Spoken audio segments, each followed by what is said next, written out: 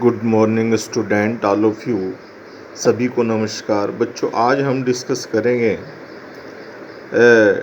Different types of solution. There are two types of solution. First, saturated solution. Saturated solution किसे कहते हैं, इसकी क्या डेफिनेशन है? A solution that containing maximum amount of solute that the given temperature is called saturated solution। इसका क्या मतलब है कि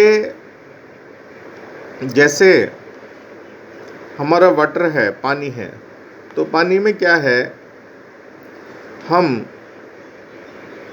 रूम टेम्परेचर पर, मतलब नॉर्मल टेम्परेचर पर हम क्या करते हैं, 1 चम्मच उसमें शुगर घोल देंगे, 2 चम्मच घोल देंगे, 3 घोल देंगे, 4 घोल देंगे।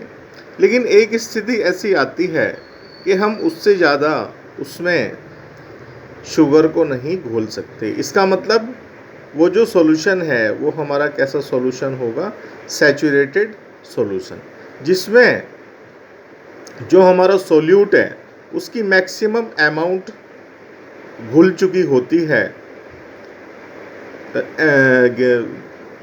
रूम टेम्परेचर पर या गिवन टेम्परेचर पर, तो ऐसे सॉल्यूशन को हम बोलते हैं सैचुरेटेड सॉल्यूशन। अब अगर हमें और उसमें हमें चीनी घोलनी है, शुगर घोलनी है, तो हम क्या करेंगे, उसका हमें फिर क्या करना पड़ेगा? टेम्परेचर बढ़ाना पड़ेगा, अर्थात उसको पानी को हमें गर्म करना पड़ेगा, तब हम उसमें और चीनी या शुगर को घोल सकते हैं। दूसरा अब आता है हमारा unsaturated solution. Unsaturated solution is a solution in the solute concentration is lower than it's equilibrium solubility. इसका ये मतलब ये है कि जब तक कोई सॉल्यूशन सैचुरेटेड नहीं होता तब तक उसको हम क्या बोलते हैं? अनसैचुरेटेड बोलते हैं। इसका मतलब ये है कि उसमें जो सॉल्यूट की जो कंसंट्रेशन है, मतलब जो उसका अमाउंट है, वो उसके टेम्परेचर से क्या होता है, जो उसका गिवन टेम्परेचर से है उससे कम होता है। मतलब उसमें अभी और भी हम सॉल्यूट डिज़ोल्व कर सकते हैं या घोल सकते हैं। इट मीन्स, इसका मतलब है कि जब तक कोई सॉल्यूशन सैचुरेटेड नहीं होता तब तक वो क्या होता है? अनसैचुरेटेड सॉल्यूशन हो सकता है।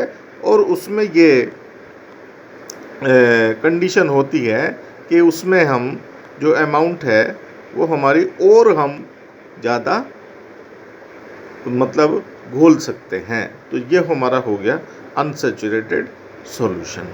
तो बच्चों, आज मैं आपको ये 2 डेफिनेशन सेंड कर रहा हूँ, इनका वीडियो भी और इनका PDF भी, इसको आप लर्न कर लेंगे और कॉपी में साफ साफ राइटिंग में लिख लेंगे। फिर भी कोई प्रॉब्लम हो तो आप मुझसे डिस्कस कर सकते हैं। सभी का धन्यवाद।